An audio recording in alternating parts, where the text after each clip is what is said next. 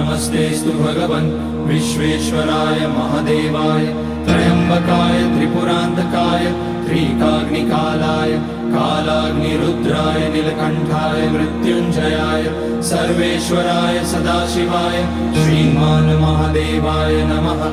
ॐ नमः शम्भवाय च मयोभवाय च नमः शङ्कराय च मयस्कराय च नमः शिवाय च शिवतराय च। ॐ त्र्यम्बकं यजामहे सुगन्धिं पुष्टिवर्धनम् उर्वारुकमिव बन्धनान् मृत्योर्मुक्ष्यमामृतात्। नागेन्द्रहाराय त्रिलोचनाय